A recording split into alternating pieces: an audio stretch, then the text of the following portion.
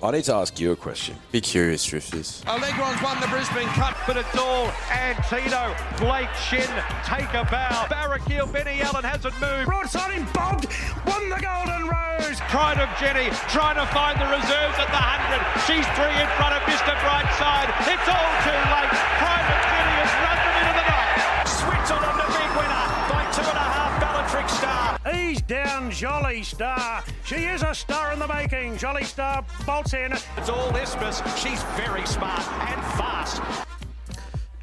Mate, good weekend of racing. We might have seen a, one of the, do we see the best miler in the country? Tom Kitten? Or Sheeza? Alabai. Oh, she was very impressive.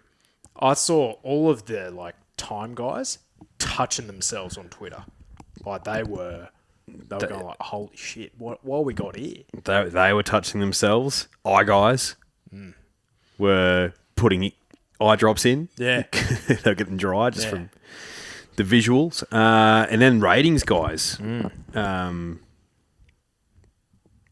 They were having a field day as well, like rating better than the Autumn Sun type areas. That's pretty good. He was a good horse, Tass. He was very good. Generational, you might say. Yes, absolutely. Is Sheeza generational? Well, her career started in Townsville, didn't it? I think she started in Rocky. And she lost on debut. Rocky form. She's only had 8 starts, so that wasn't too long ago. Well, Moods wasn't her trainer, though. No. Nose roll gang. No. Although she doesn't wear a nose roll. No, she's Blinkers gang. Blinkers on. No, look. Shout out to Dan O'Sullivan, the big ratings guy. What did he throw up? He threw up a 105.3. The Autumn Sun in that race ran a 103. On the same day, many years ago, a horse called Very Elegant, not on the same day, on this weekend, many years ago in the Far Lap Stakes, a horse called Very Elegant rated a 104.7. Then another 3-year-old filly in the Australian Guineas rated a 104.5 or something like that, and then backed it up a few weeks later in the inaugural All-Star Mile with a similar rating. That was Mystic Journey. So that's the type of areas we're talking about for She's Alibi, but she's only done it once to that level. Whereas the Autumn Glow has been punching out 106s like bang, bang, bang.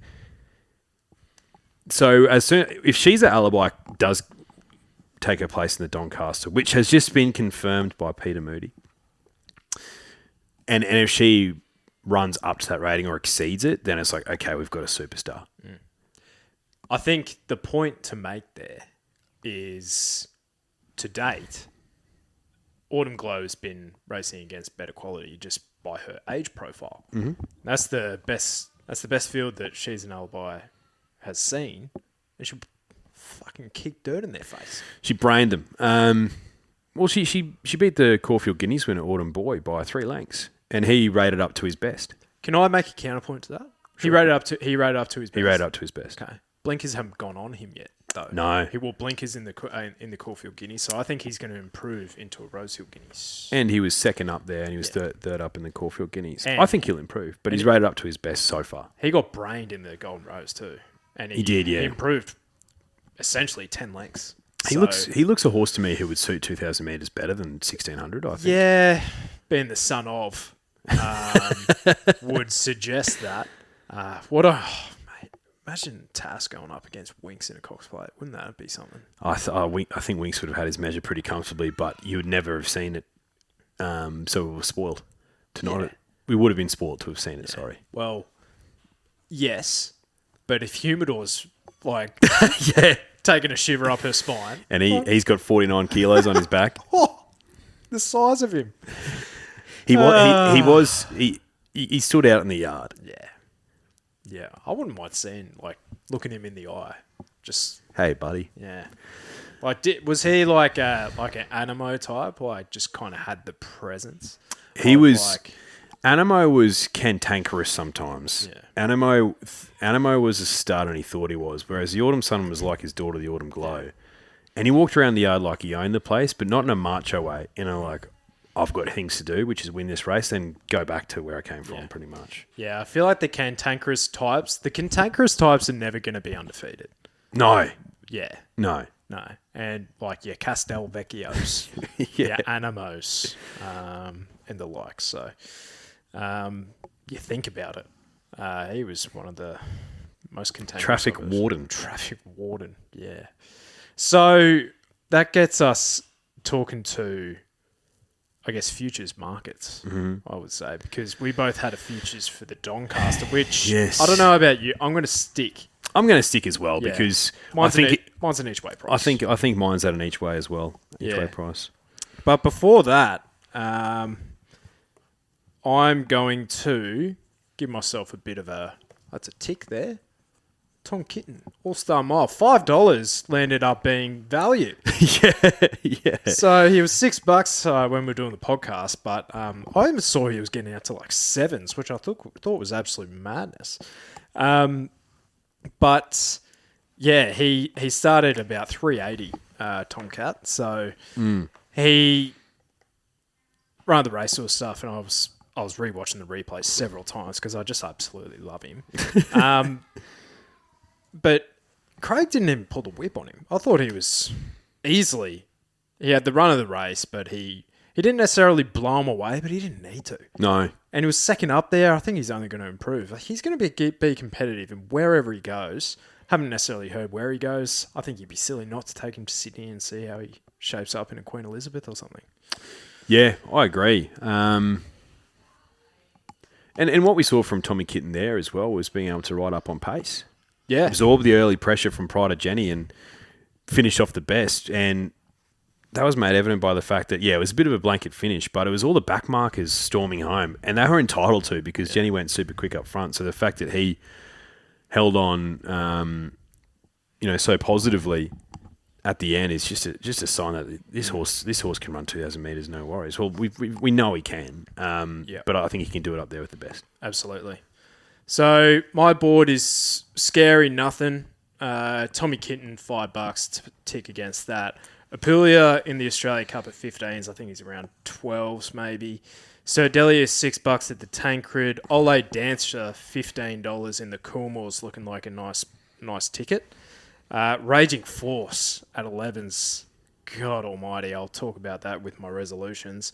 But I've got Lord Penman in the Doncaster. Now, he's at $26 and $7.50 to place. I think he wins again this weekend, and he will not be starting that price. Big caveat being, if Sheezer's going there with 49 kilos, then that is not good. But he's $7.50 to place in futures markets as well. The other caveat being, obviously, Autumn Glow. No one really knows where they're going, and we were discussing, does Autumn Glow even go to a Doncaster now? Yeah, that's the question. We were saying just before the podcast started that Peter Moody is incredibly sporting.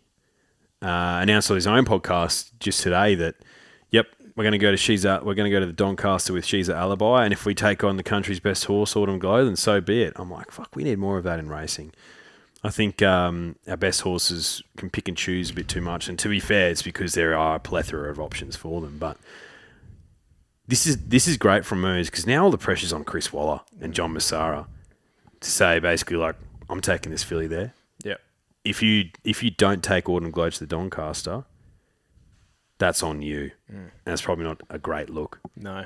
And I tell you what, if Chris Waller and John Massara are sporting and they take her there, it's going to be one of the best races, not of just the autumn, for a long time. Yeah, absolutely. And you know what Racing New South Wales should do? They should put up $1 million bonus for whoever wins. Yeah. Out of the two. If one of those two win it, just to incentivise them even more. Incentivise. Good horse. Yeah, that's a great shout. Why not? Why not? Yeah. Why not? I'd love to hear it. Yeah. Well, on the Donny, I've got a futures play as well. Team Green, Headley Grange, 15s at the moment. Out of the Joe Pride stable, he's been on fire. Last prep he had 4 or 5 wins. Really liked his resumption. It was great on the weekend or the prior weekend. Actually, it was on the weekend. It was Yeah, a fantastic resumption. He's $15 at the moment, so he's at a nice each way price, heading towards a Doncaster. Don't know what weight he'll get there, but I'd imagine it'd be 53-ish. levitating. Yeah, 53-ish. Yeah. A competitive weight. A competitive weight. So but look, if she's alibis in the race and Autumn Glow's not, she'll be sub $2. Yes. How's the rest of your futures plays looking? Yeah, so we've got a few crosses. Filia obviously isn't in the Coolmore this weekend, so cross that out. My Gladiola, Good shopping, though. I unfortunately. think we'd learn about her. She doesn't run out 1,200 metres. That was a weird race. It was a weird race. Yeah. Tentaris ran super with a slow recovery. There's only 2 horses that I want to take out of that race, Tentaris and Sepples. Yeah. Angel Capital, don't know about him. I think Bend. Yeah. Ran a Bend. He ran 3rd, didn't he? Yeah. Yeah. But he was close enough to kind of... And He was sort of looking... I know. maybe a bend. Maybe you're right. Because the 2 times I think he's been there twice, but probably visually the best run we've seen him is at Moonee Valley, where you have to be focused. Yeah. True. Unfortunately, Moonee Valley's getting refurbished. It's true. So maybe he needs the Heath track at Caulfield. Maybe he does. Or Doomben 10,000. Oh, there you go. That's the race. They need his Group 1. Stradbroke. Get 56 kilos in a Stradbroke? Yeah. You can win it with that. Yeah, you can. Anyway, what have I got there? Closer to free in the slipper at 51s. Still a live ticket. Eternal Warrior has been scratched from the slipper. He's suspensory issue, so he's out in the paddock. Then still got Jimmy Starr in the All Age, $3. I think that's terrific shopping personally. It's short, but Afterburners in the Galaxy at 6s, and then Headley Grange 15s in the Donny. I think I need a slipper play. Usually that's my race. I just don't know where to look with that race yet. I'm starting to get really firm opinions. Yeah? Yeah. And you think it's the Blue Diamond form? I think it is, yes. Yeah. Because I think that's been the best form throughout. And the filly who won on the Cheyenne. weekend, yeah, she was very good. $5 favourite now. I think she's deserved favourite. Loses J-Mac because he won't ride at the 54.5 kilos, but gets Craig Williams. So I think that's fine. I have Stretton Ruler in a all-up multi to place. I had him, Tommy Kitten, Ole Dancer, and Lord Pedman paying anything. Shit. So I don't mind that. Shopping. Yeah, it's been known to happen. Could it be just I don't know, Streisand going there? Could it be back-to-back? It could be. Yeah. I like the Blue Diamond form because I think Cheyenne's a massive winning hope. Her win on the weekend was awesome. And off a pretty high-pressure race, she just exploded. So I think she can win. $5 is short. I think out of the boys' race on the weekend, Paradoxium, whatever. I still think Stretton Ruler is the one to take out of it because the race just wasn't run to suit and he finished off the best. Yeah. So high pressure 1,200 metres, I still think he's a massive chance. And I think closer to free up on pace at 51s, I still think that's a good ticket to have. Spicy Miss disrespected at $18? A little bit. I feel like she won't start that price on the weekend, right? Yeah. On next weekend. But anyway, what do we know? Cool. Oh, resolutions. Mine, you can nail it and you can still get it wrong. With my guy Raging Force, poor thing. Market crunched him. Giga Kid got the blows, finished like his market flux.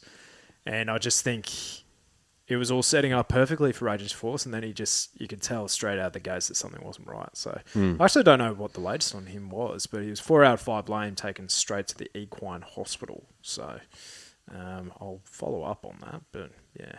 Not good. My resolution is track bias. Flemington was a leader's day, but I think my biggest thing with that is the fact that we knew it.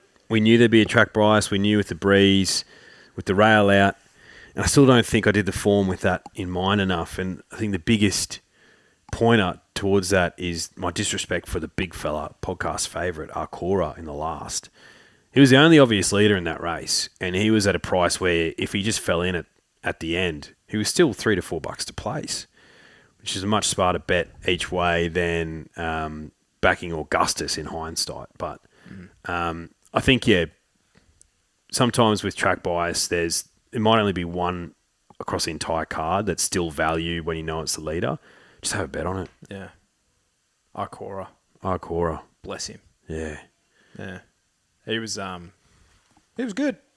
Tough. Yeah, he is tough, but he's going to get better out to further. So just because they were gaining ground on him late, who gives a shit? He went fast. He was entitled to get tired. Yeah. And he's coming to Australia Derby, so he could potentially be value in that market as well. He's still a colt as well, Akora. Yeah.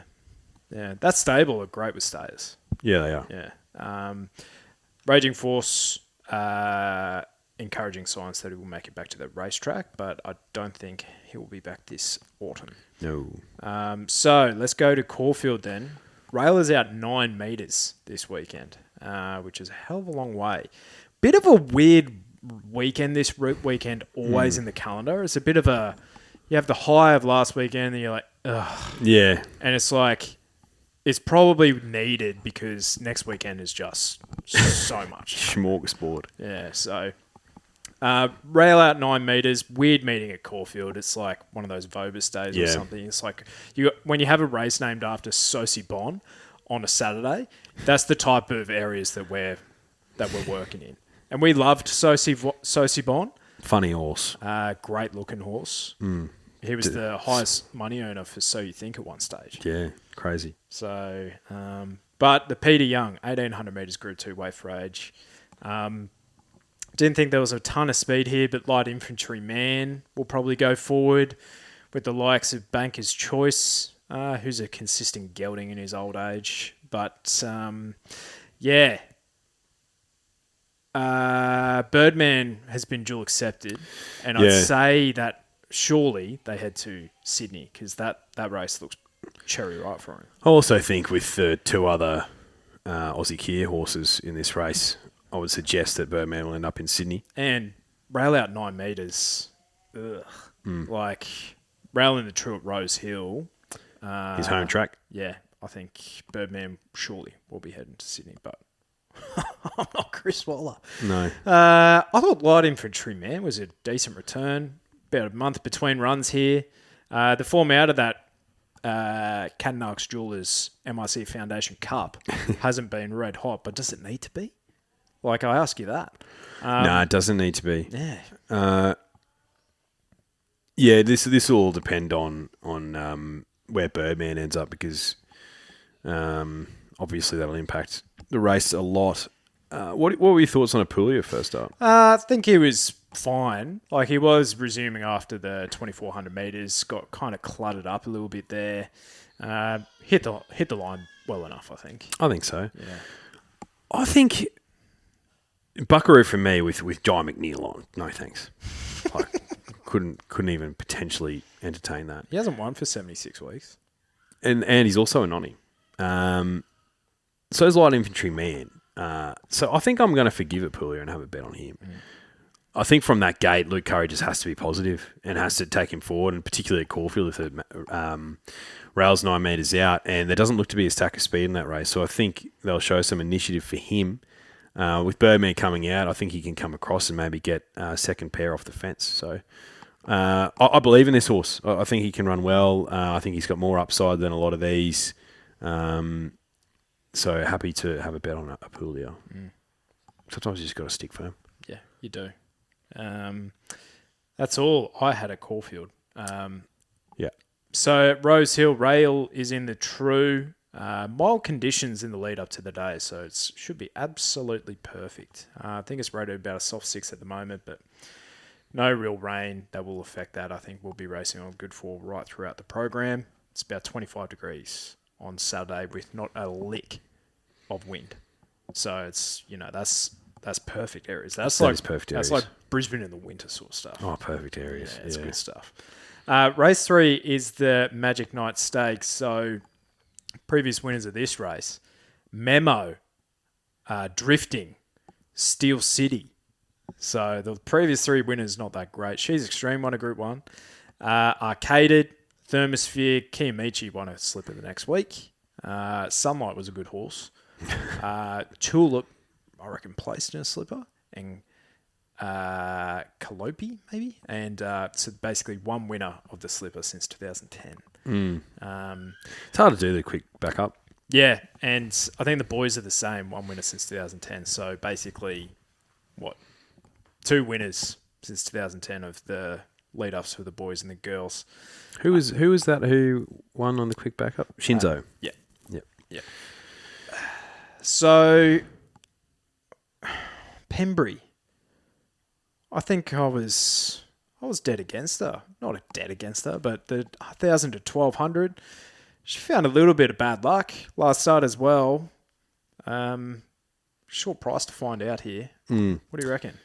I think she's likely. I think she had a lot of bad luck, and I think she's likely. But I'm happy to back Kieran Starr again. Ridden upside down by Jason Collette last start, absolutely upside down. Got bumped a few times as well. So prepared to forgive. She gets a nice gate, gets Chad Schofield. And look, she's around the sort of $9 to $10 mark at the moment. So happy to have a bet on her. I think she's about 18th or 19th in the order of entry for the slipper as well.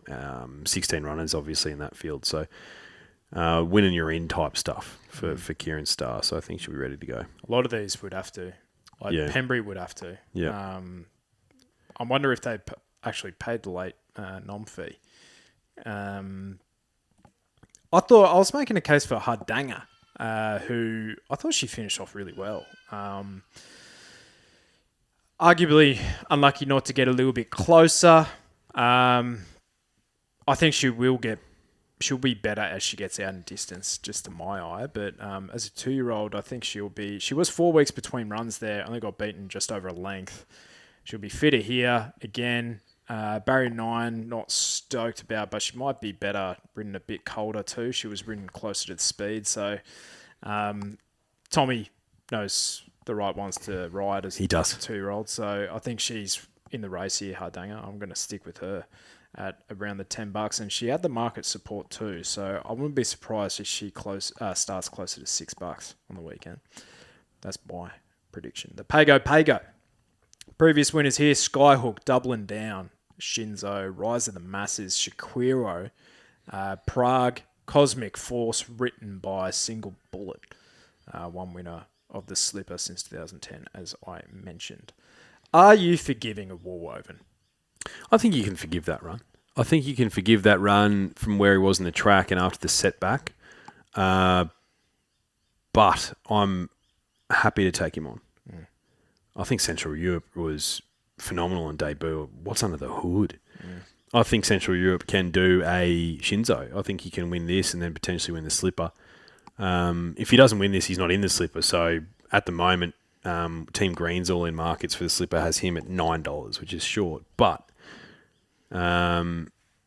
if he wins this, I doubt he'll start at that price. So if you like him on the weekend, and you might as well have a futures play too. But I think he wins this race. So $2.40 roundabouts is very short though. So if you want to take him on, be my guest. Be your guest. I'm going to go to the Blue Diamond form.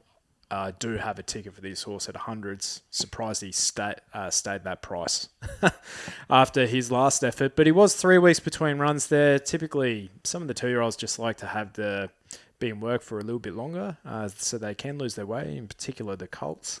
But high alert for Anthony and Sam Freedman. See a crossover noseband goes on first time. He was over racing significantly. He was, yeah. But barrier 7, $21 I think is his big price. And for all the things that he did wrong there, he only got beaten 2.5 lengths. So I think he might be an improver. I think he's one for the multiples. High alert. And if he makes it to the slipper field, he could be. He's 100 to 1 now. Absolutely. All right, the Sky High Stakes. 2,000 metres Group 3 set weights penalties. Previous winners here: Vauban, Linda Mann, Stockman, Toffee Tongue, funny horse, and Master of Wine. That's a funny horse too. Master of Wine was probably the last race he ever won. Could it be the only race he won? Potentially. Toffee Tongue, that might be the last race she won. Yeah, well, she only won 2, didn't she? She might have only won 2, yeah. Because she was a maiden when she won the Oaks. Yeah, tick. I think she started favourite in a Doomben Cup against Zaki. I think. Does that ring a bell? Vaguely. Yeah. I reckon she placed against him. Delusional type areas. Just Fine goes forward here. River Stars knows no other way. And then it's a lot of stayers just kind of finding their feet. If Birdman goes here, mate, I reckon he's a cracking bet. I think so too, yeah. Only going to get better over 2,000 metres. Nash. I think Nash is positive from the wide gate and drags him forward.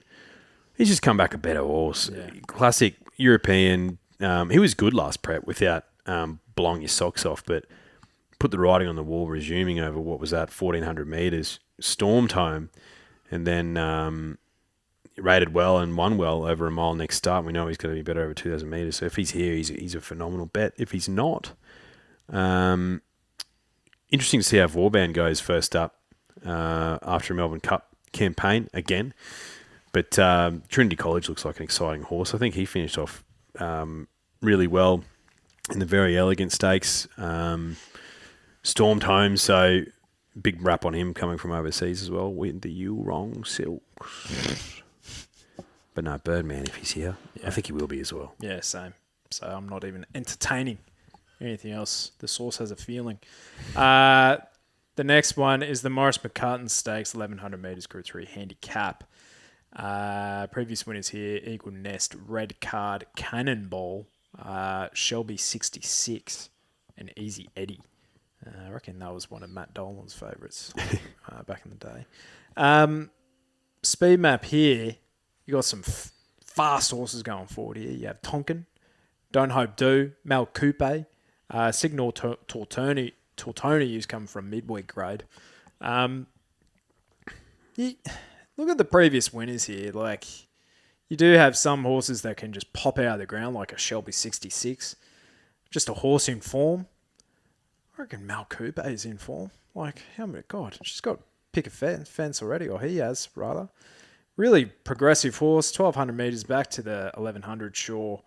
But might be come from midway grade and then benchmark 88 grade, but only carrying the 54.5 here. If he had a bit more weight, I think J-Mac would be sticking. So I think he's a really progressive sprinter, and $9 I think is a bit of a gift. Yeah, I liked Mal Coupe as well. I think there's just a lot of pace in this race, which just makes me think that maybe something's going to storm over the top of him, particularly at Rose Hill. And Kerguelen did just that first up. Like, he's a bit of a funny horse, and has that racing style, which means he can be a little bit hard to catch. But I think with Adam Hippopotamus on, just goes backwards. Rides for a bit of luck. There's stacks of pace, and he's a bit short at $5 odd, but yeah, it's a phenomenal win first up, and finds a similar sort of setup, a bit like King of Russo. Finds a similar setup and wins again. So yeah, Kerguelen for me. What about your boy Enriched? Good return. He was brained by King. Yeah. Yeah. So King had his measure. Really not sure about the 1,300 down to 11. That has me puzzled. It is odd. So I don't even know what's the end of the prep here. Is it a TJ? And he's 100 to 1. Like, I'd be shocked. I don't know. I don't like that setup for him. But he was 4 weeks between runs there to the 1,300. So, he's only been outside the placings once at the distance from 5 attempts. So maybe he is a little bit. He has enough running his legs. So, but one for your exotics, enriched. But maybe a casino job. Maybe got out of the casino with him. The Far Lap Stakes is race 7. It's a Group 2 for the 3-year-olds at set weights. Previous winners here, Lazura, Zardozi, Zugotcha, Hungry Heart, Funstar, VE, Foxplay, Winks. So Winks was, how many Group 1s? Like 25? Foxplay, did she win one? I don't think she did. I think she placed plenty of times. She placed behind Winks. Nearly knocked her off one day. Yeah. I might have had $1 on her. VE 10 time. Funstar. Twice, maybe? A guinea? 1,000 guineas? I know she started $5 in a Golden Eagle where Colette fell in against Ice Bath. Hungry Heart 2 time. Yeah, 2 or 3. Zugotcha 4 time. 3 or 4, yeah. Zardozi 3 time. What, 2 No, time? just the one, I think. I thought just the Oaks. Angel. Autumn Angel. Autumn Angel beater. And Lazura, no time. Good honours list. Great honours list. Yeah. A lot of girls are winning this. All the girls are. A lot of Chris Waller girls. So Panova is your start. It has to be your starting point. Was she good enough first up to win this? She was a bit disappointing, but she drew awkward. I thought she was entitled to run better. And the concern is she draws another shit gate, so you know where she's going to be. But I think there's some pace in this race. 60s is the interesting one because he's coming back here after the Guineas where he's brought forward from Damien Lane to put him into the race from the wide draw. He draws wide again. And you're like, well, the Australian Guineas was your grand final, mate. So is J-Mac going to do the same thing here in an afterthought? Maybe. Is he the best horse in the race? At this stage, yeah, absolutely. Yeah. Tell us, mate. Yeah, let us know, mate.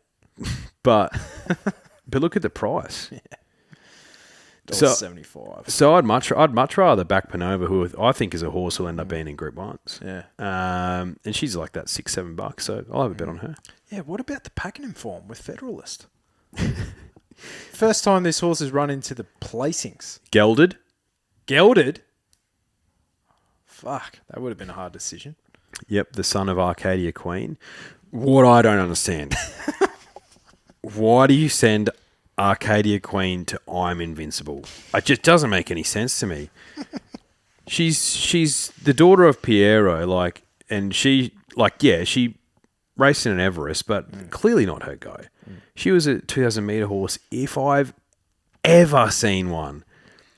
Schnitzel can get away with producing a stayer, and they can throw that way a little bit. I'm Invincible can't. Yeah. I don't think he's had a black type winner over longer than a mile. Well, yeah, but I don't think a Schnitzel horse is. I think there might be one winner over 2,000 metres. Schnitzel? Yeah. Oh, try Seamus Award. He won a Cox Plate. Who am I thinking of? I think you're thinking of I'm Invincible. No, I'm thinking. Who am I thinking of? Maybe Extreme Choice. Maybe it's over 2,200. Yeah, because I'm thinking of the thing I backed in the Derby one year Yep. and won the Geelong Yep. Classic. Saint Emilion. Yeah. So, because he's a Schnitzel. Yeah, and he's the furthest winner. That's a trivia. That is a trivia question. Yeah. Yeah. Anyway, so many better options out there. My counterpoint is, and it's kind of making a point, but it is a counterpoint. Nice Choice won a Melbourne Cup. He did win a Melbourne Cup. He did win a Melbourne Cup. But Federalist, the gelded son of Arcadia Queen, he was a $2.25 favourite and he ran second. I don't think he's featuring here. No. Yeah, I found this difficult. I'm not really interested in 60s. In these sort of setups, I'm pretty keen to take on the afterthoughts too. Well, he had the 3 runs in the prep. He can be a little bit. I think this prep's he's been far better. But yeah, I don't know. I don't know about that. Not all $1.75 pops are created equal. No. And especially if Panova does have that upside, probably want to be in her camp. So, I don't know. Not really interested. It's kind of how I feel about this whole weekend. Yeah, so I'm pretty similar. Coolmore Classic Group 1 for the fillies and the mares. Previous winners here. Lady Shenandoah, Zugotcha, Espiona, Crone, Conte Petiro, and Dixie Blossoms. A few of ours in there. Speed in this race.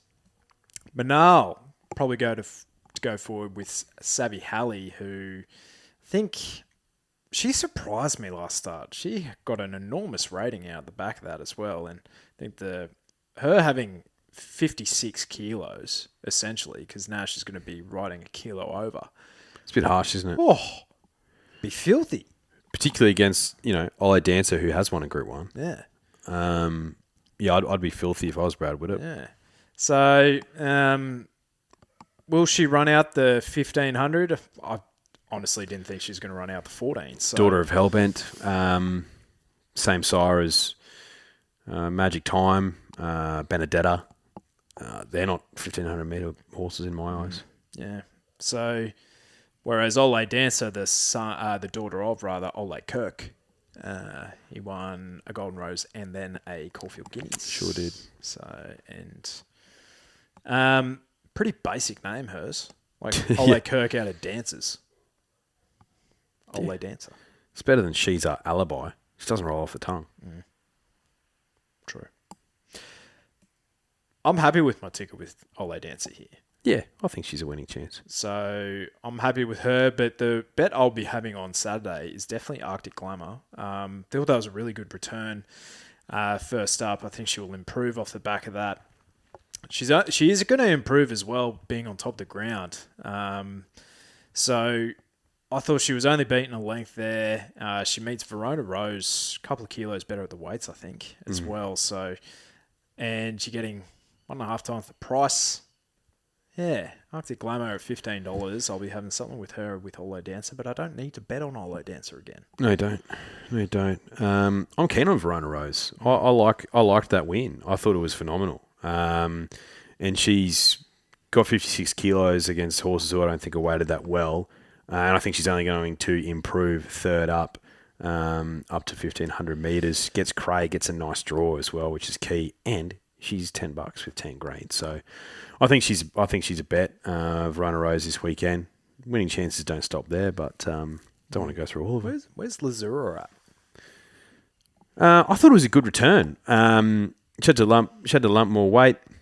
First up over 1,300 metres. She's trialled since. So this is effectively her, third up, I guess. 1,500 metres, top weight. I don't think she's that much better than the rest of the field at this stage. I think she's a really good horse. But if you're going to be a toppie in a Coolmore Classic, I think you need to be like Zoo Gotcha level, who's not superstar, but better than most of them. Yeah. Manal? I think she's a winning chance, but again, I don't think she's that much better than them with that weight. I'd rather take something that's got a bit of weight off them. Yeah. Yeah. No, I agree with that. I think the other thing with Verona Rose, daughter of the great one, Castelvecchio, she finished the prep off really nicely too. And it looks like she's kind of gone to a new level. So your four-year-old mares, that's good to look at. And I honestly put Arctic Glamour in that boat too. She was a dynamic 3-year-old, went off the ball in her 4-year-old year. I think she did finish the prep quite nicely, or had a good prep last prep. So yeah, I think they're the two for me. Now the Ajax Stakes, Ajax Spray and Wipe Stakes, 1,500 metres, Group 2 handicap. Previous winners here: Iona Merck, Democracy Manifest, 50 stars coming through. So, Globe returns. What the hell? The Caulfield Stakes winner, I would have thought, the Might and Power. Militarised at 360? It's short. Good track. Short. Yeah. I don't know. Where do you want to look here? I thought it was a tough little race, to be honest. Definitely want to take on Globe first up from that stable.